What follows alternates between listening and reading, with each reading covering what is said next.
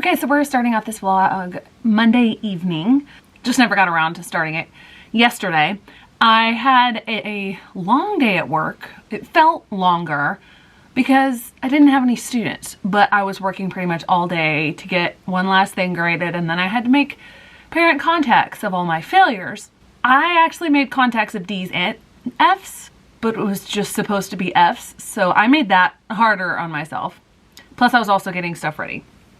So there was that today, and it was really weird because like hardly anyone was there, but there's over 100 people that work at my school because I work at a high school. This morning, first off, I have been working my way through this book, Antes de ser libres. This is my book in Spanish that I'm working through. And I have to say, one of the things that happens to me because Spanish is my second language is I have difficulty with stories that I don't know. And I don't know this story. And there's something about the way that it's written that I'm just not understanding it as easily. So it's taking me longer to get through them. But it's a really interesting concept. So I think I really want to get this in English and read this in English as well. I also am still making my way through Words of Radiance. I really want to finish this week. And I think I can. Because if I get about 30 pages each weekday, then I'll have only like 200 or so pages left by the time the weekend comes. So hopefully I can get this done. What is there to say about the amazingness that is Stormlight Archive? I think just the way that things are expanding and that you're learning about the Knights Radiant and how they were formed and all these abilities, like you think Kaladin's unique, but then it starts happening in all these different places, and it's really intriguing. And what's happening with these characters, because there are things that are mentioned. There was just a character, so it was in Shallan's perspective, and there was something that happened that she's investigating, trying to figure out, and it's connected to Dalinar, but you don't see anything hinted of what she's investigating and what's already happened when you're in Dalinar's perspective. Like, he's not thinking about that at all. And so it feels like this conscious choice to have Dalinar not think about this thing that Shallan is investigating. There was also an incident that happened between Kaladin and Adolin. Well, they were involved in something, and then Kaladin, because he's dark eyes, so that they're like the lower class, was punished for something, which was absolutely ridiculous. But then Adolin does something that makes Kaladin, who's always thought of him as this spoiled brat, which he is a little bit of, but Kaladin's always thought of him that way, and Adolin's only a couple years older than him, but he sees what Adolin did, and he's like, wait, what? Blowing Kaladin's mind. And poor thing, Kaladin has been through so much. This book is just so complicated, and there's so much in every book that, like, when I think about the things that happened to Shallan at the very beginning of the book, I'm like, oh yeah, that was in this book. There was all that at the beginning. And it's gone, yeah. Words fail, especially when you're trying to keep them fairly spoiler-free and you're in book 2 of this much text.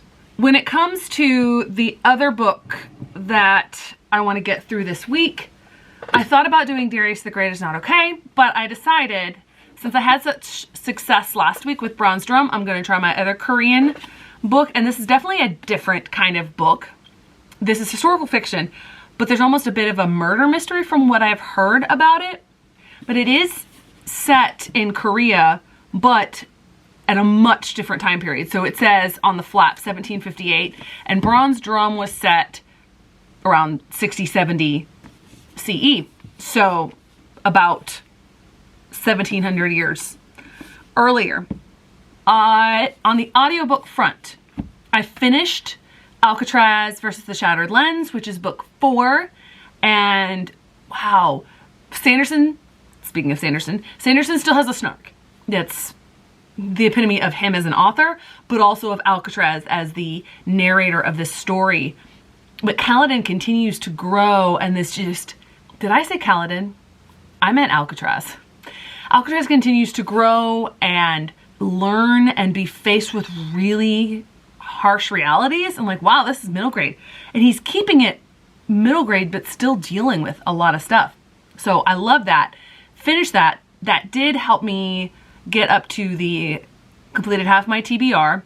A little bit after halfway, I'm on track. And I was going to start another one of the audiobooks that I said that I had, which is the one about education. And I was really confused as to why the audiobook was only 5 minutes long. But when I opened it up on Hoopla, it said abridged. So I'm like, oh, okay.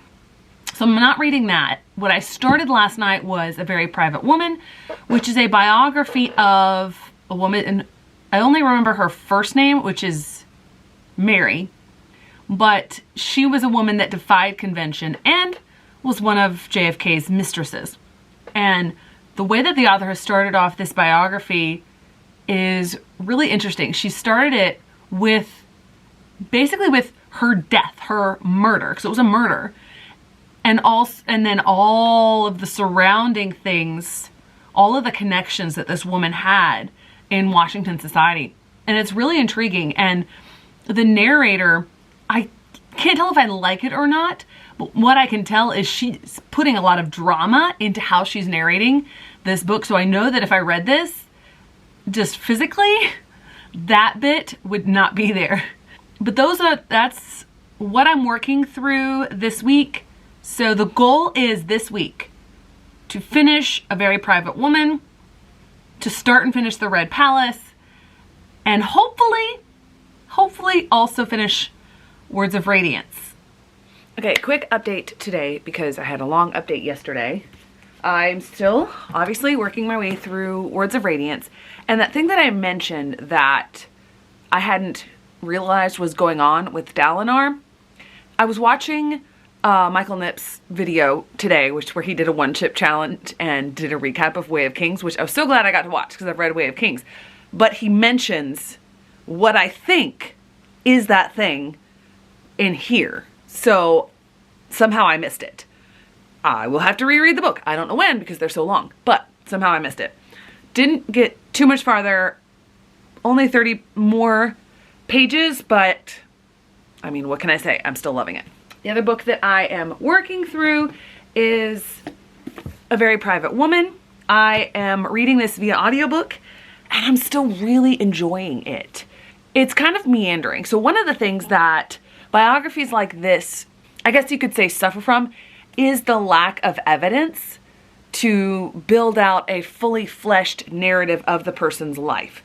I think a lot of her actual correspondence was destroyed or something, but I can't remember. So the author, Nina Burleigh, is building a fuller picture by talking about the scenarios that were surrounding her at various times.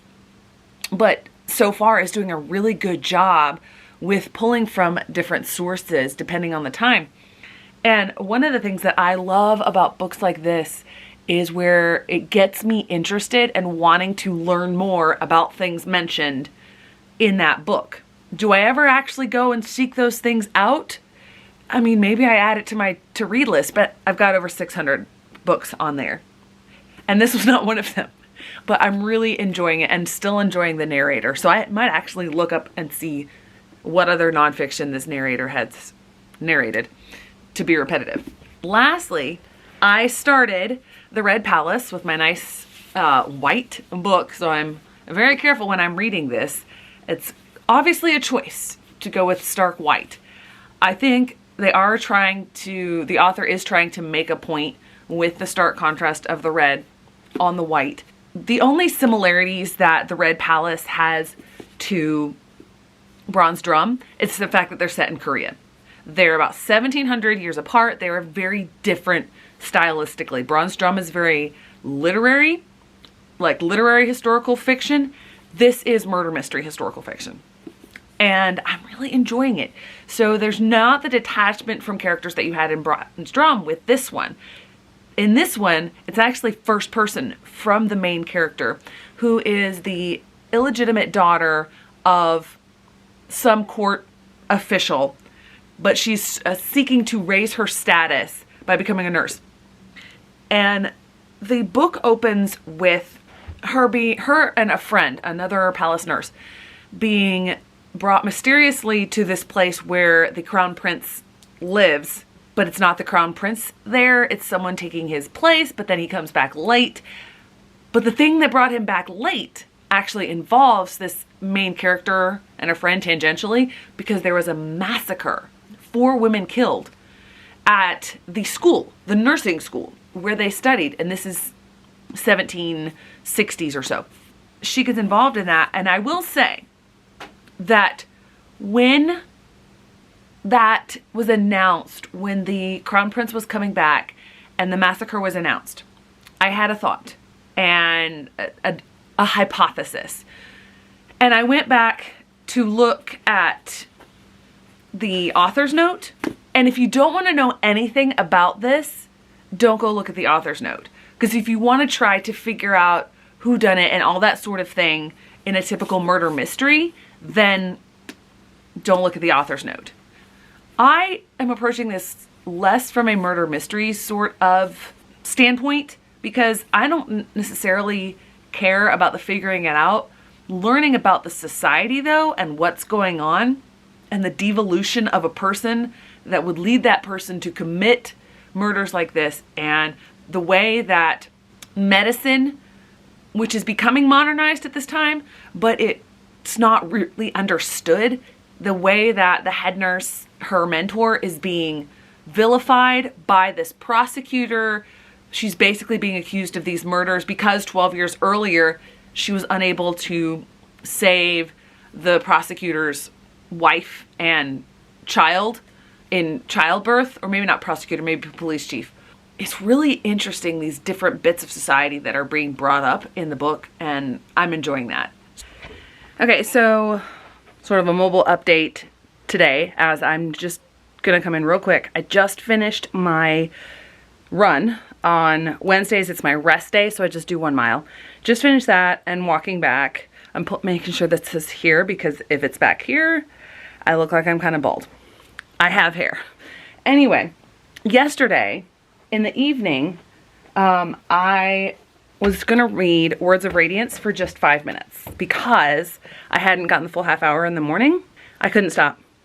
Could not stop. So I read it for 35, 40 more minutes. And I'm getting to the point where things are moving and shaking and things are happening. But I've also realized that one of the things that I think, sorry, I just knocked something over.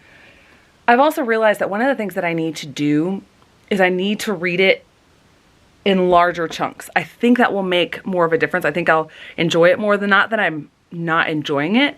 But I don't like the slow piece by piece, especially for fiction. For nonfiction, however, I'm still moving through Like Birds in a Cage, and I am loving it. You can see all of my tabs. I have no system. Just if something jumps out at me, I underline it, I highlight it, something like that, and I put a tab. But I'm also thinking with this one, I'm gonna loan it to my mom, and I really want to experience how she'll think about it when I give it to her. It would take her a lot longer to read, and I don't know that she'll enjoy it as much because it is a little bit more academic and I like the dense stuff. But anyway, that does mean that I didn't get any further through The Red Palace, but I'm gonna pick that up tonight, I should say. And maybe I'll get more read tomorrow. I'm not sure, because I'm not going into school tomorrow. I'm going to another school because I'm part of an evaluation team for teachers who are going through the process to change their certificate from initial to professional. Basically, are you an okay teacher? So this hopefully should be a fairly easy process. Last year was my first year doing it, and I got a guy that was like, he's not teaching this year. So that's rare. So hopefully that won't happen this time. But that means that in the morning, I'm gonna go over to that other school. Later in the afternoon, I'll have the afternoon off because we get a half day per teacher that we evaluate. so that we have time to write up all the stuff and look at their portfolio and all that. And when you have two, it's advised to do the observations the same day so you can take the whole day. So instead of bringing work home, I think what I'm going to do tomorrow is I'm going to go to a coffee shop and hopefully knock out those evaluations things that I have to write up. But that'll be contingent on them actually sharing their portfolios with me because they haven't done that yet. But just found out like last week or so that I was doing this. But that's the plan for today, Wednesday. A very quick yet slow week. Okay, so I realized one of my problems with this vlog is I have so many books to update, and that's why the updates are taking so long. And I counted how many books I'm currently reading. And although there's 6 on Storygraph, one of those I'm not like actively reading this week, so that leaves 5. 5 books that I'm actively reading. Okay, so let's see. We've got Antes de Ser Libres, that's my book in Spanish that I'm working through. We've got Like Birds in a Cage. How I'm tackling this is I'm reading 15 minutes a day. So that's like my more academic read. I've got A Very Private Woman. I'm listening to that on audiobook. We've got my quicker read with The Red Palace. And then I'm working through Stormlight Archive. Typically, I don't read that many books at a time. This desk is not secure, so if you saw shaking, that's why. So I think that's why I keep thinking of all these different updates. I might update about all of them, I might not. Now, I do want to say something about this additionally. This is taking place in 1961, and an unexpected thing happened last night when I was listening to this. It mentioned the CIA's actions in the Dominican Republic, and I realized they're talking about, in here, when they were talking about the assassination of the leader, that had just happened in here. And it was a really interesting perspective to see how hands-off it was treated in here and how this affected their everyday lives. So that was a connection that I didn't actually expect. I am really, really enjoying this. Okay, so I shouldn't say enjoy because it's not necessarily a happy topic. It's not really at all. The chapter that I just read has a lot of photographs from the author for when he visited Palestine and was visiting this weekly protest by the Palestinians wanting to get their water rights back that had been taken by an illegal settlement. And it's just, this is the kind of analysis and scriptural study that I want when I am studying scripture, when I'm studying my belief, my faith.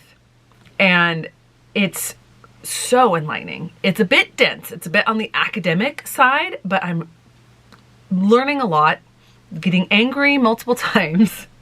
And yeah, definitely a great read. Definitely going to be purchasing this in hard copy.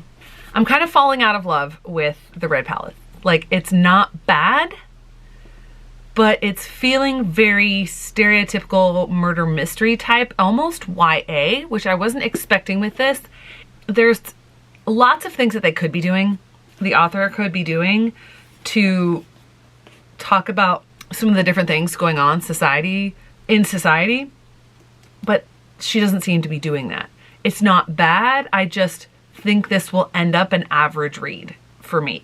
Then I wanted to keep reading this morning, and I read a little bit more because I wanted to finish the part because I was finishing one of the interludes. And I am pretty sure I will be able to finish this weekend, and I am so excited. Just things are happening and changing and becoming more significant and different interactions. Oh man, there was something that Adolin said to Shallan, and as he's saying this, I'm like, dude, stop. And she, of course, calls him on it because Shallan is always forthright. And then Navani is saying something to Shallan that's in the same vein as what he tried to say to her, like protecting her. And Adolin's over there going like, yeah, she's a little funny about that. I really enjoyed that, and everything that I would want to say about this, I don't know whether it would be considered spoilers or not, but there's just so much in here that you want to unpack and talk about, and you just can't. I'm really intrigued because one of these interludes was from Taravangian, and there was a big thing that happened at the end of Way of Kings that you're like, oh no, and something moved along in that plot earlier in the book, about page 700, 600, somewhere in there. I didn't mark the page. But there's an interaction with Taravangian, and see, I might be getting into spoilers, so I'm going to stop there. But anyway, I was intrigued with Taravangian's perspective and what's going on there, but then also his interlude chapter with on different days, he has different intelligence levels. Like, wait, what's going on here? So that was quite intriguing. So I'm gonna finish that. Hopefully I'll also finish Red Palace, and I will also likely finish A Very Private Woman, the audiobook as well.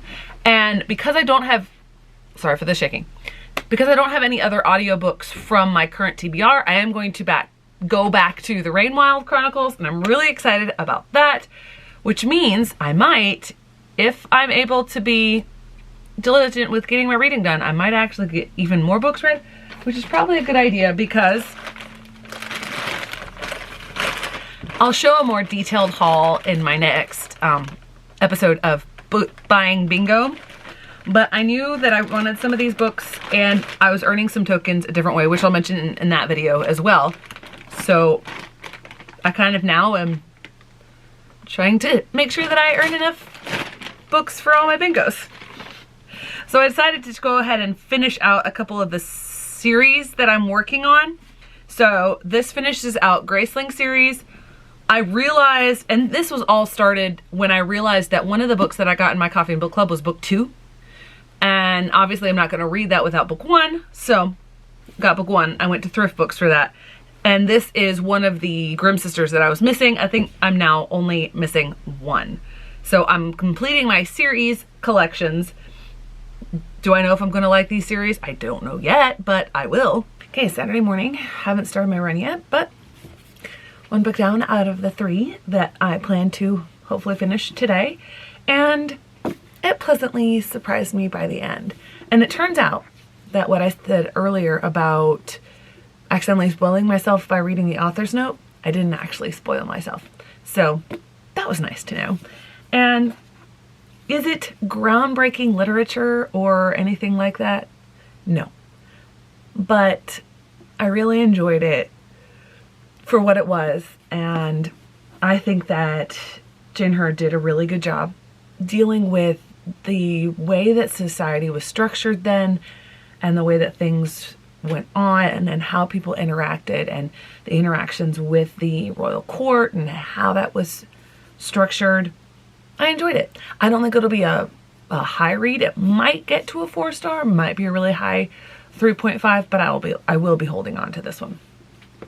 My mom's on her way over. We're going to do our run, and I think in the meantime, until she gets here, I'm going to read Stormlight Archive. I'm not going to finish that before the run, but yes, it's upside down.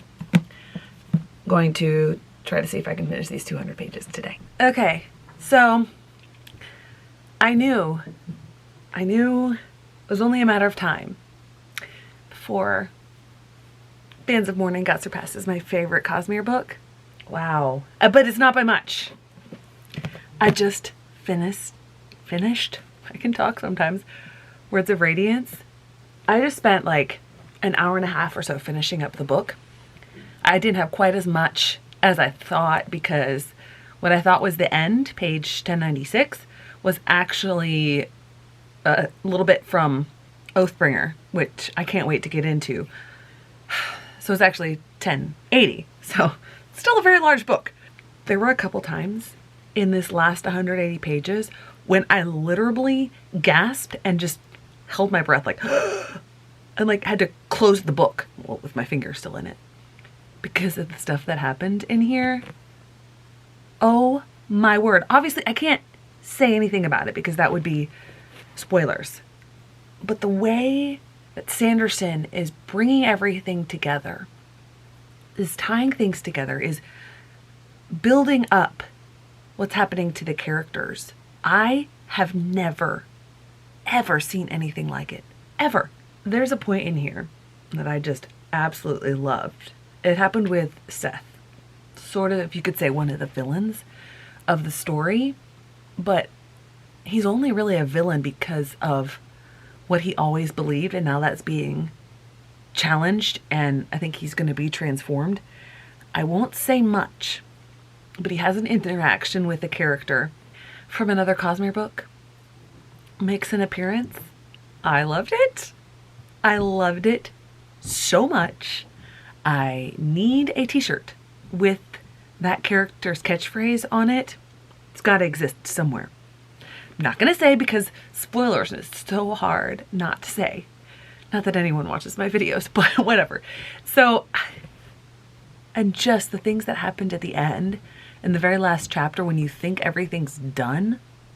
How can so much happen in this book?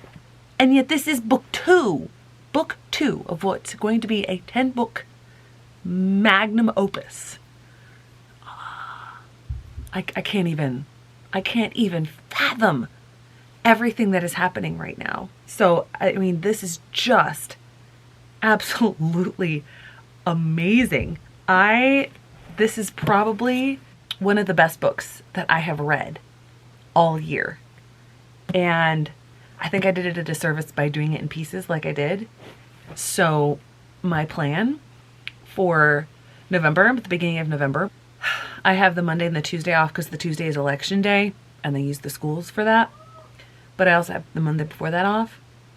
This book, so I've started using this app called, what is it called? Turn? Yes, it's called Turn. So every time I read, like the physical book, not the audiobook, I'll start a session and it'll track the pages and the total amount of time. It took me 15 hours and 15 minutes, approximately, to read this book, which I guess for a lot of people is fast. I don't even know what that translates to in terms of pages per hour. But with those 2 days where I won't have anything else except for a stupid dentist appointment, getting sidetracked. But with those 2 days, I'm going to devote those 2 days to reading Oathbringer, because that's my Stormlight Archive book for the month, because I think this just needs to be devoured. It's a good thing it's almost supper time, because I'm about to go into a book hangover because of this. It's amazing. Okay, so it is much later on Saturday evening than I planned. I actually didn't plan to do another check-in, much less from the same spot. I have had supper and gotten up and moved around, but I've finished yet another book, and it took me longer, which I expected, but that means that I potentially will finish 4 books today. So it might look like I've read 4 books in a day, but I have not read 4 complete books. I finally finished Like Birds in a Cage, and wow, what a book. So if you look, it might look like I stopped tabbing right about there, but the only reason was I didn't want to get up, and I used all of my tabs. I used an entire, whatever that's called, on this book, because you can see some of my first tabs are the split tongue type ones, and these were pointy ones. I used an entire tab thingy on it. And there's plenty of stuff in this section that I highlighted but don't have tabbed because, you know, I ran out of tabs. And this is just it's a very, very powerful book on the way that theology has been taken and corrupted and misused and abused to justify the oppression of a group of people.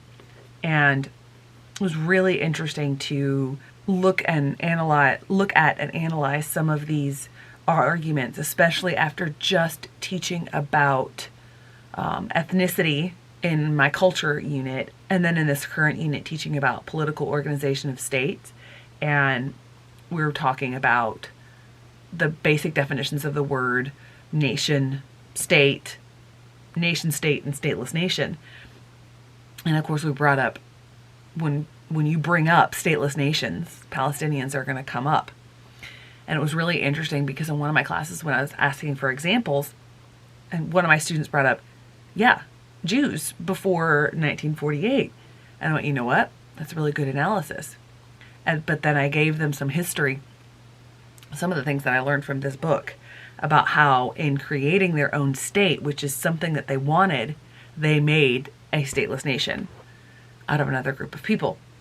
So there is so much jam-packed in this book. I mean, you can't even see the pages for the sea of tabs that I have in here. Again, no system. So this just tells to me that it feels almost like carpet. I've got so many tabs in there. Yet another spectacular book. So I am going to go make some coffee, finish up some things, and then settle in for some cross stitching. And when I do that, I will be finishing book number 4 today.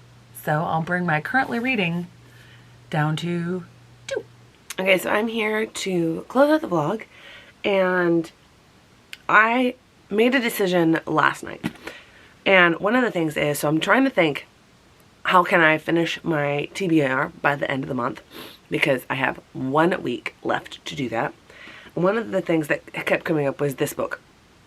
Originally I had planned to read it as an audiobook, but then I discovered the audiobook is abridged, and I don't count that as a book read if I'm reading an abridged version. The more that I thought about this though, I'm really not in the mood to read this book. I might not even read it at all, like not just this month. So I'm taking my wins for this week and I'm using that as justification to put this back on the to read pile, which I'm doing right now. And for that section for nonfiction, I'm going to do this one because I put a lot of work into this one. I'm still going to read 18 books. Well, probably more probably, but not in the mood to read that other book. So overall, last night after I finished, I did finish this book on audio. Overall, this was a pleasant read. I was engaged with this book. Did it do anything groundbreaking? No, but I still really enjoyed the read, and it talked about an area of history that I haven't read a lot about. So I'm good with reading this. I think this will, I'm going to take this sticker off. I'm going to keep this in my collection. Okay, so that means that this past week I finished 4 books. It looks like I read a lot, and the fact that I finished all of these on the same day. I had been working through, especially that one, for quite a while. But I think I had an overall great week. Of course, you still see the bags under my eyes. That means that going forward into next week, I have 5 books, I believe, left on my TBR that I need to finish. Only 2 of them are physical. Island of the Aunts and Darius the Great is Not Okay. The other 3 are NetGalley e-arcs, This Is Not My Jail, The Women of Rothschild, and The Book of Everlasting Things, I think is the name of the last one. Obviously I don't have physical copies to show, and I don't know if I'll be able to finish them all, but I'm definitely going to try. Thanks so much for watching. I hope to see you in the next one.